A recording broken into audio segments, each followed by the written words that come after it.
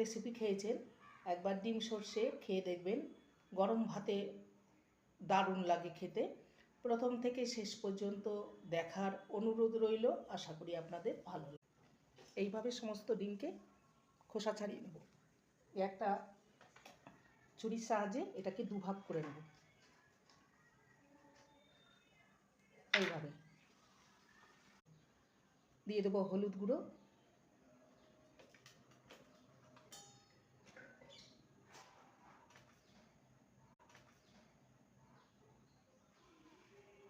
দেব লবণ,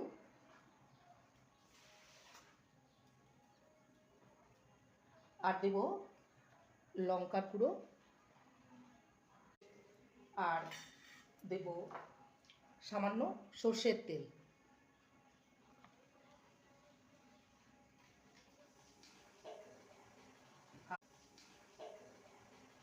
আর ওপর থেকে দিয়ে দেবো সামান্য কর্নফ্লোর।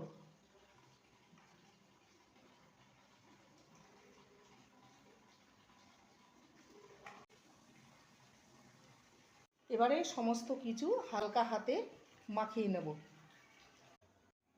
কড়াইতে দিয়ে দেবো হলুদ গুঁড়ো আর একটু লবণ। এবার আলুগুলো ছেড়ে দেবো। আলুগুলোকে ভেজে নেব। একটা মশলা রেডি করে নেব। এখানে আধখানা পেঁয়াজ কুচি নিয়েছি, দিয়ে দেবো।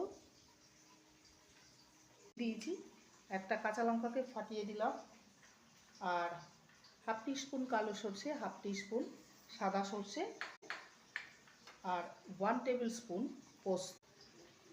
এবার জল দিয়ে একটা মশলা রেডি করে নেব।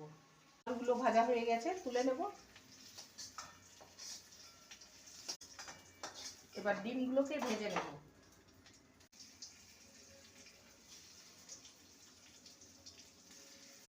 ডিমগুলো ভাজা হয়ে গেছে, এবার তুলে নেব।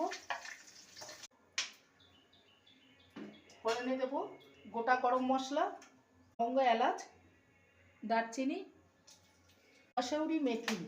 কসৌরি মেথিটা ভেজে দেব। পেঁয়াজটাকে হালকা ব্রাউন করে নিয়েছি। একটা মিডিয়াম সাইজের টমেটো নিয়েছি, টমেটোটাকে দিয়ে দেব। এটা কালারের জন্য এই সময় চিনিটা দিলে কালারটা খুব। এবার যে মশলাটা বেটে রেখেছিলাম, সামান্য লঙ্কার গুঁড়ো দিলাম, হলুদ গুঁড়ো, ধনে গুঁড়ো, গরম মশলা, এটাকে ভালো মতন কষিয়ে নিয়ে ভেজে রাখা আলুর টুকরো, মশলা ধোয়া জল, ভেজে রাখা ডিমের টুকরোগুলো দিয়ে দেবো।